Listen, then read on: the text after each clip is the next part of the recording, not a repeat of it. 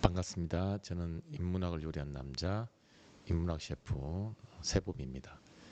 자, 오늘은 사형은 정당화될 수 있는가? 자, 이 주제를 가지고 심포지엄을 등장하겠습니다. 자, 오늘 심포지엄에 등장할 학자분은 칸트, 루소, 벤담, 밀, 그리고 베카리아입니다. 자, 이분들이 서로 주고받는 가상의 스토리에 논의에 주의를 잘 기울이면 여러분이 여기에 있는 이 이론들을 수월하게 흡수할 수 있을 것입니다. 자, 오늘 등장하는 학자분의 면면을 한 번 더 살펴보도록 하겠습니다. 자, 칸트, 루소, 자, 벤담, 밀, 그리고 베카리아입니다. 자, 여기 칸트라는 학자분은 의무론적 윤리설을 대표하는 학자분이다 라고 할 수 있고, 이 두 번째 루소라고 하는 분은 일반 의지를 바탕으로 사회계약서를 정립한 학자분이다. 그리고 여기 있는 벤담과 밀이라고 하는 분은 우리 공리주의를 대표하는 학자분이다. 특히 이 벤담의 양적 공리주의를 비판적으로 개성해서 밀이라고 하는 학자분은 쾌락은 양적 차이뿐만 아니라 질적 차이도 있다라고 해서 우리 주로 일반적으로 질적 공리주의자로 알려진 분이 바로 밀입니다. 그리고 이 공리주의 사상의 사실상의 이 토대를 제공한 분이 베카리아라고 하는 학자분입니다.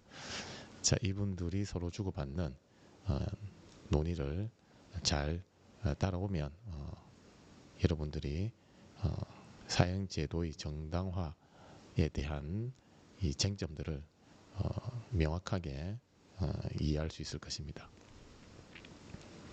먼저 제가 오늘 심포지엄의 말문을 트도록 하겠습니다. 자, 사람이 사람을 합법적으로 살인하는 제도는 정당한가? 이 쟁점과 관련하여 가상의 사례를 준비했습니다. K씨는 거액의 보험을 수령하기 위해 아내를 잔혹하게 살해한 혐의로 기소되어 1심에서 사형을 구형받습니다. K씨의 변호인은 즉각 항소할 뿐만 아니라 사형제도 자체의 위헌성을 주장하며 헌법소원을 청구하죠. 헌법재판소는 공개 변론을 통해 배심원들이 자신들의 입장을 변론할 기회를 열지요. 이 변론과 관련하여 오늘 심포지엄에 참석하신 학자분들께서는 자신이 변론에 참여한 배심원이라고 생각하고 자신의 입장을 밝혀주시기 바랍니다. 자, 오늘 쟁점이 되는 이슈가 되는 이 사건은 가상의 사례인데, K씨가 거액의 보험금을 수령하기 위해서 아내를 잔혹하게 살해한 이 행위에 대해서 우리 법원은 사형이라고 하는 형벌을 구형합니다. 자, 과연 이 사형이라고 하는 이 형벌이 K씨에 대한 이 형벌이 과연 정당화될 수 있는가와 관련하여 저명한 학자분들을 초대했고, 이분들의 이 논변을 살펴보면서 K씨에 대한 사형의 정당성 여부에 대해서 같이 우리 고민을 해보도록 하겠습니다. 먼저 배심원으로 참여한 첫 번째 학자분은 칸트입니다. 임마누엘 칸트. 자, 우리 이분의 의견을 한번 들어볼까요? K씨에 대한 사형은 정당합니다. 왜냐하면 사형으로 K씨에게 책임을 묻는 것이 K씨를 존엄한 인간으로 대우하는 유일한 대안이기 때문입니다. 책임의 근거는 자유의지 혹은 자율성입니다. 자유의지를 가진 존재는 동물적 본능을 극복하여 도덕 법칙에 따라 행위할 수 있는 능력을 발휘할 수 있어요. 이때 인간은 인격으로서 인간, 즉 인격성의 지위를 확보합니다. 그리고 그 인격으로서 인간은 인간 존엄성을 확보합니다. 그런데 자유의지를 발휘할 수 있는 능력을 지닌 인간임에도 불구하고 동물적 본능에 따라 행동하는 경우가 있지요. 자, 이때 이 인간은 동물로서 인간, 즉 동물성으로 전락합니다. 그리고 그 동물로서 인간에게 우리는 책임을 묻죠. 결국 자유의지 혹은 자율성으로서 도덕성은 인간 존엄성의 근거인 동시에 책임의 근거인 셈이죠. 즉 어떤 인간에게 책임을 묻는다는 것은 그 인간이 자유의지 혹은 자율성으로서 도덕성을 가진 존엄한 인간이라는 것을 존엄한 인간이라고 인정하는 것을 의미합니다. 자, 칸트의 견해에 따르면 K씨에 대한 사형은 정당하다. 왜냐하면 K씨를 사형에 처하는 것이 오히려 우리가 K씨를 존엄한 인간으로 대우하는 유일한 대안이다. 이렇게 논증하고 있습니다. 자, 이러한 자신의 논증을 우리가 이해하기 위해서는 칸트의 논증을 이해하기 위해서 몇 가지 살펴볼 필요가 있는데요. 우리는 과연 책임을 묻기 위해서는 어떠한 전제 조건이 필요한가? 자, 이 질문에 대해서 고민하는 과정이 필요합니다. 책임을 묻기 위한 전제 조건은 무엇인가? 자, 칸트에 따르면 책임을 묻기 위한 전제 조건은 그 책임을 묻는 대상이 자유의지를 가지고, 즉 자율성을 바탕으로 동물적 본능, 경향성을 극복하여 도덕 법칙에 따라 행동할 수 있는 능력을 가지고 있느냐, 그렇지 않느냐를 기준으로 설정하고 있습니다. 자, 우리 그런데 K는 인간이기에 자유의지를 바탕으로 동물적 본능을 극복하여 도덕 법칙에 따라 행해할 수 있는 능력을 가지고 있어요. 그럼에도 불구하고 K는 그러한 능력을 발휘하지 않고 오히려 보험금을 수령하려고 하는 그러한 동물적 본능 혹은 경향성에 따라서 행동을 했지요. 이렇게 자유의지를 발휘할 수 있음에도 불구하고 그렇게 하지 않고 동물적 본능을 따라서, 즉 경향성에 복종당해서 행동했기 때문에 우리는 K에게 책임을 물을 수 있다. 이것이 칸트의 입장입니다. 자, 그래서 우리는 이 칸트라고 하는 분은 인간을 이중적 존재로 보고 있어요. 즉 인간은 자유의지를 바탕으로 동물적 본능, 경향성을 극복하여 행동할 수 있는 인격으로서 인간, 즉 인격성의 이 지위도 가지고 있고, 동시에 인간은 경향성을 극복하지 못하고 그 경향성에 지배당하여 마치 동물처럼 본능에 따르는 생리적 작용에 따라서 행동하는 그러한 인간이 될 수도 있다. 바로 이러한 수준의 인간을 칸트는 동물로서 인간, 즉 동물성으로 이렇게 구분을 하고 있어요. 즉 인간은 이러한 인격으로서 인간의 모습과 동물로서 인간의 모습을 모두 가지고 있다는 것이죠. 마치 야누스의 얼굴처럼 이렇게 인격성과 동물성을 모두 가진 이중적 존재로서 인간이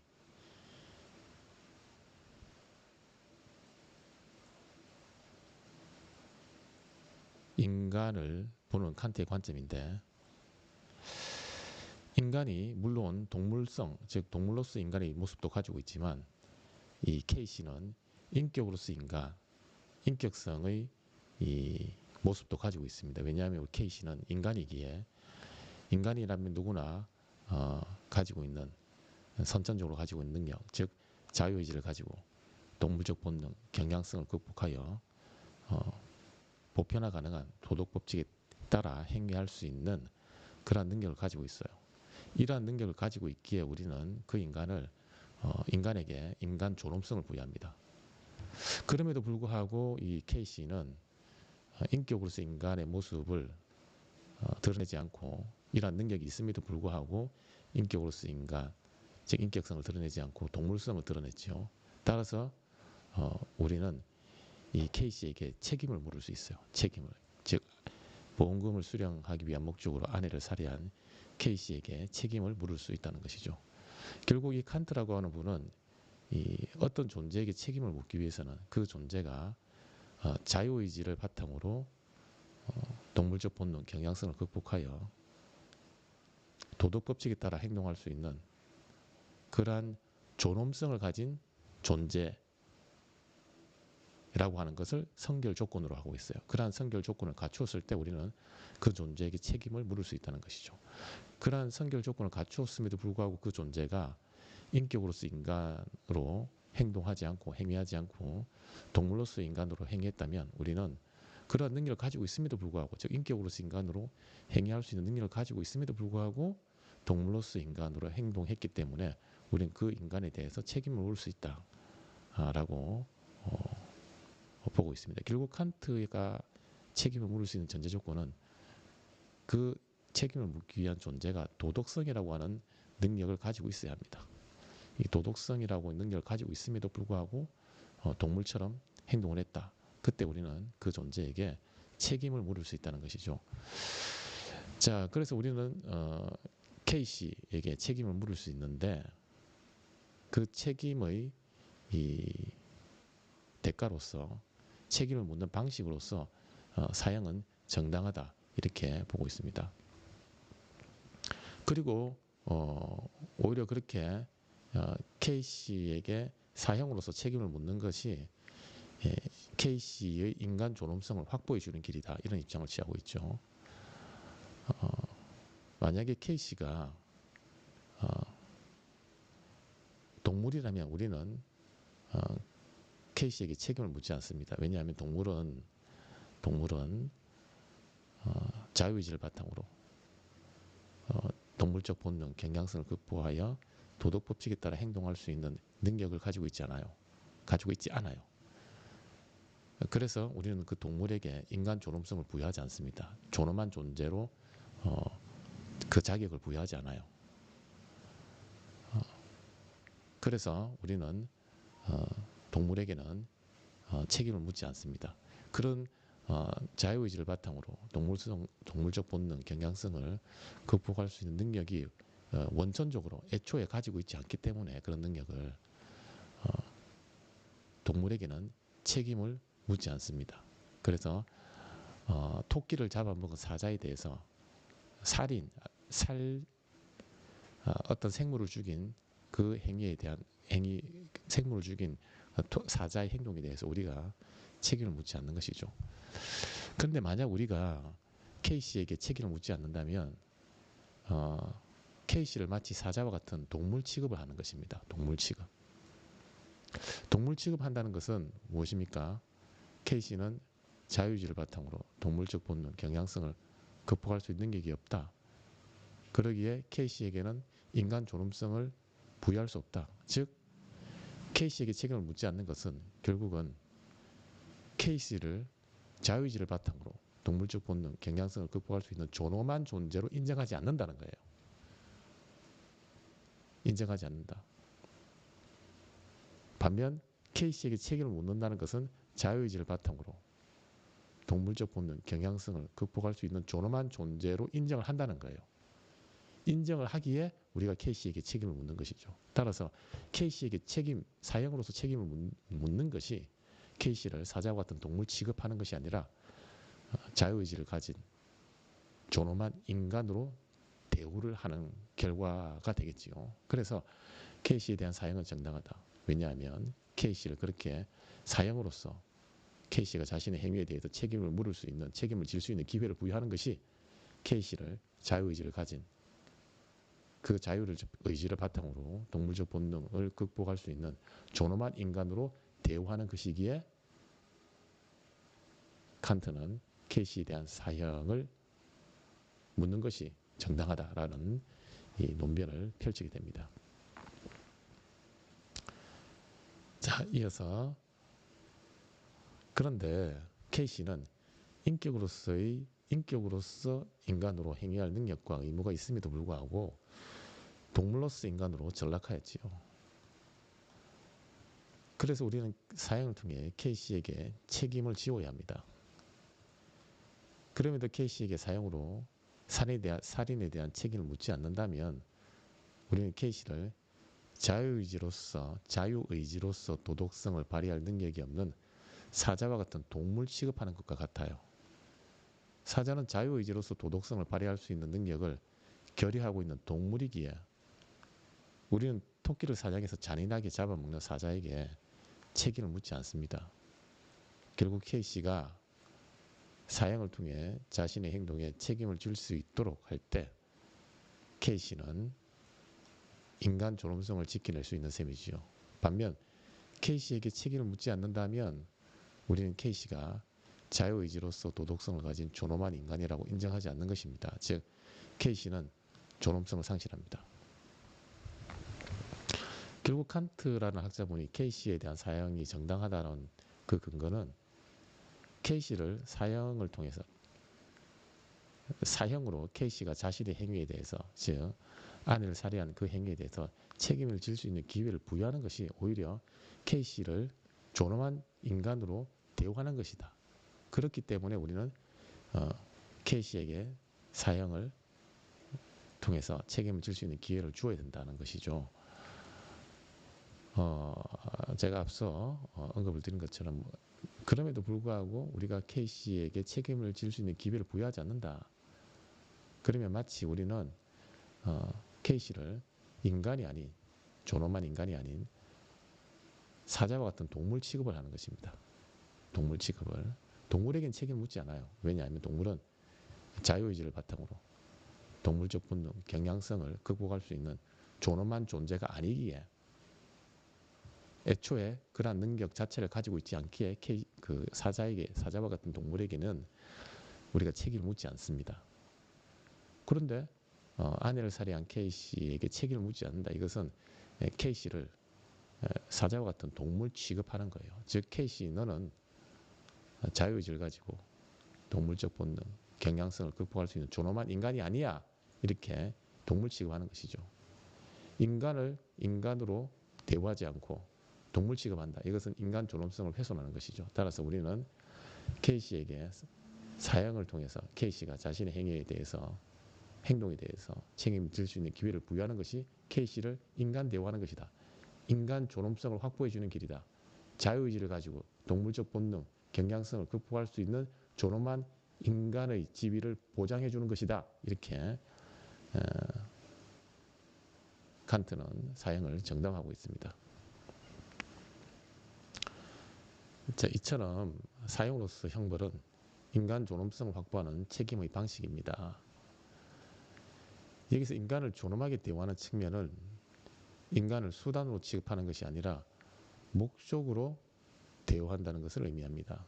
즉 어떤 인간이 도구적 가치가 있어서 그 인간을 존중하는 것이 아니라 도덕성을 발휘할 수 있는 능력을 가진 인간이라는 이유만으로 그 인간을 존중하지요. 결국 사형은 인간을 수단이 아닌 목적으로 대우하는 형벌인 셈이지요. 즉 어떠한 형벌은 인간을 목적으로 대우하는 방식에 온전히 부합해야 합니다. 그래서 칸트의 일관된 원칙은 인간을 수단이 아닌 목적으로 대우해야 한다. 여기서 목적으로 대우한다는 것은 그 인간이 나의 동물적 본능, 경향성을 충족할 수 있는 그러한 도구적 가치를 가지고 있는가 없는가와는 무관하게 자유의지를 가지고 동물적 본능, 경향성을 극복할 수 있는 존엄한 인간이라는 그 이유만으로 그 인간을 존중해야 된다는 것입니다. 즉 나에게 도구적 가치, 실현주의적 가치가 있느냐 없느냐와는 무관하게 인간이라는 이유만으로 그 인간을 존엄하게 존중해야 한다. 이제 그런 입장이죠. 이 인간에 대한 인간을 대우하는 이러한 원칙이 일관되게 사형 제도에서도 드러나고 있어요. 즉 사형으로서 책임을 묻는 것이 K씨를 존엄하게 대우하는 것이다. 왜냐하면 만약에 K씨가 아내를 살해한 행위를 했음에도 불구하고 K씨에게 책임을 묻지 않는 것은 K씨를 인간 대우하는 것이 아니라 동물 취급하는 것이다. 우리는 동물에게는 책임을 묻지 않는다. 왜? 동물은 자유의지를 바탕으로 동물적 본능을 극복하여 도덕 법칙을 세우고 그 도덕 법칙에 따라 행동할 수 있는 능력 자체를 가지고 있지 않다. 따라서 우리는 동물에게 책임을 묻지 않습니다. 그런데 이 K씨에게 아내를 살해한 행동에 대해서 책임을 묻지 않는다. 이것은 K씨를 이와 같은 동물 취급하는 거예요. 동물 취급하는 것은 동물에게는 자유의지를 바탕으로 경향성을 극복할 수 있는 능력이 없기 때문에 동물은 존엄한 존재로 인정하지 않습니다. 즉 동물에게는 존엄성을 부여하잖아요. 그런데 유일하게 인간에게만 존엄성을 부여합니다. 왜? 인간은 자유의지를 바탕으로 동물적 본능, 경향성을 극복할 수 있는 그러한 능력을 가지고 있기에 우리는 인간에게만 존엄성을 부여합니다. 자, 그런데 K씨는 인간에게 선천적으로 그러한 능력을 발휘할 수 있어요. 즉 그래서 우리는 K씨를 존엄한 인간으로 대우를 하는 것입니다. 자, 그런데 만약 K씨가 그렇게 자유의지를 바탕으로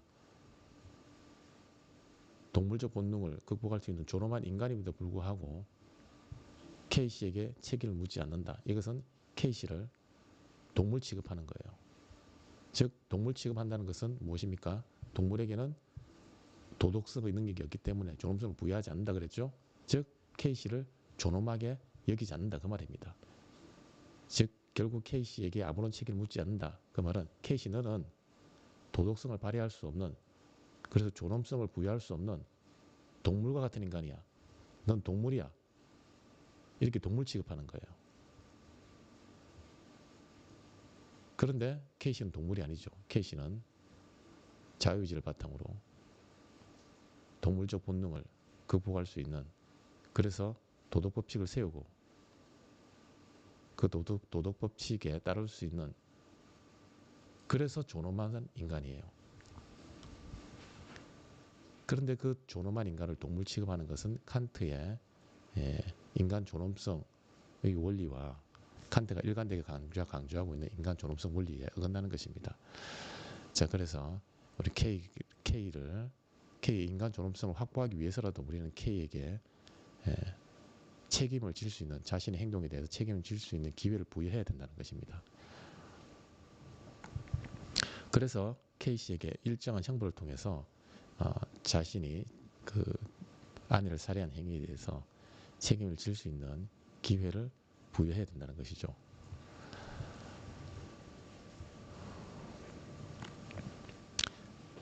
자, 그러면 이 칸트라는 분은 일관되게 사형의 정당화 근거가 인간 존엄성 확보입니다. 그렇다면 이 인간 존엄성 확보라는 이 원칙을 칸트는 일관되게 유지하고 있어요. 그렇다면 K씨에게 형벌을 부여할 때도 즉 형벌의 양과 질을 결정할 때도 인간 존엄성의 원리, K씨를 존엄한 인간으로 대우하는 그 원리에 어긋나서는 안 됩니다. 즉 K씨를 수단이 아닌 목적으로 대우하는 이 원리에 어긋나서는 안 되겠죠. 자, 그렇다면 우리는 K씨에 대한 형벌의 양과 질을 어떻게 결정해야 될 것인가 라고 하는 문제를 제기할 수 있죠. 자, 이와 관련하여 계속해서 방금 제가 던진 문제를 염두하면서 우리 계속해서 칸트의 견해를 살펴볼게요. 자, 그러니 K씨가 살인이라는 범죄를 저질렀다는 행위에 책임을 묻기 위한 측면 이외에 다른 측면이 형벌에 영향을 미쳐서는 안 됩니다.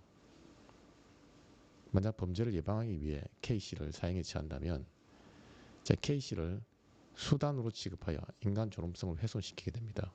반면 K씨가 자신의 행위에 대한 책임을 질 수 있도록 하는 기회를 주기 위해 K씨를 사형에 처한다면 K씨를 자유의지를 발휘할 수 있는 인격으로서의 인간으로 인정해 주는 셈이지요. 그 결과 K씨는 인간 존엄성을 확보할 수 있습니다. 자, 우리 칸트라고 하는 분은 일관되게 인간 존엄성을 강조하고 있어요. 즉 K씨는 자유의지를 발휘하여 동물적 본능을 극복할 수 있는, 존엄한 인간이기에 그 존엄성을 확보해 주어야 된다는 것이죠. 그래서 사형으로 자신의 행위에 대해서 책임을 질 수 있는 기회를 부여하는 거예요. 자, 그렇다면 우리가 사형이라는 형벌로서 K씨에게 책임을 질 수 있는, K씨가 책임을 질 수 있는 기회를 부여할 때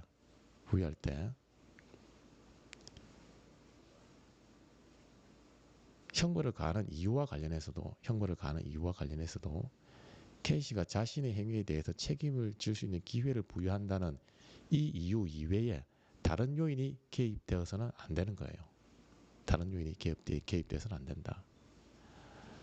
왜 다른 요인이 개입돼서는 안 되는가? 만약에 K씨에게 사형을 통해서 책임을 질 수 있는 기회를 부여하는 것 이외에, 즉 K씨에게 형벌을 가하는 이유가 K씨가 아내를 살해했다는 그 행위에 책임을 질 수 있는 기회를 부여하기 위해서 형벌을 가하는 것은 K씨의 인간의 존엄성을 보장해 주는 거예요.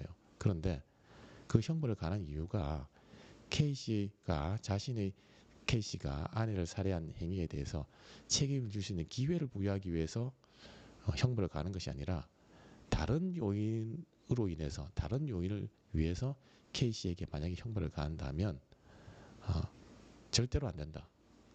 자, 왜 안 되는지 봅시다. 만약에 그 다른 요인을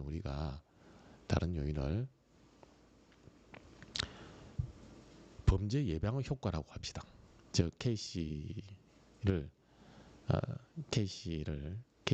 형벌을 가하는 이유가 범죄를 예방하기 위해서다. 자, 그러면 K씨는 아내를 살해했다는 행위로 인해서 형벌을 받는 것이 아니라